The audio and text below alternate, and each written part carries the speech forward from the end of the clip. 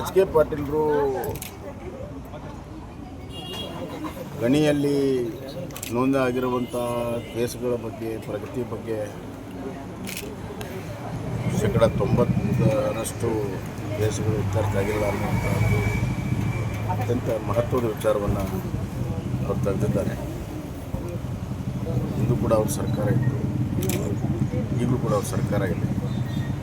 ಈಗ ಮುಖ್ಯಮಂತ್ರಿಗಳು H K ಪಾಟೀಲರು ಎತ್ತಿರುವಂಥ ವಿಚಾರಕ್ಕೆ ಯಾವ ರೀತಿ ಸ್ಪಂದನೆ ಮಾಡ್ತಾರೆ ಅನ್ನುವಂಥ ಪ್ರಶ್ನೆ ಇವತ್ತು ಕರ್ನಾಟಕದಲ್ಲಿದ್ದಾರೆ. ಯಾವುದೇ ಸಚಿವ ಸಂಪುಟದ ಸದಸ್ಯರು ಗಂಭೀರವಾದ ವಿಚಾರವನ್ನು ಎತ್ತಿದ್ದಾರೆ. ವಿಶೇಷ ನ್ಯಾಯಾಲಯ ಮಾಡಬೇಕು, ಉನ್ನತ ಮಟ್ಟದ ತನಿಖೆ ಆಗಬೇಕು.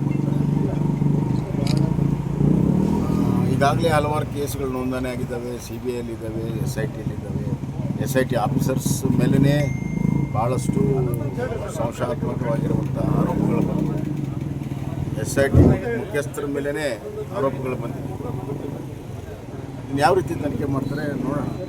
320 ಒಂದು ನಿಮಿಷ ನಾನು ಎಚ್ ಕೆ ಪಾಟೀಲರು ಕೇಳಕ್ಕೆ ಇಚ್ಛಪಡ್ತೀನಿ.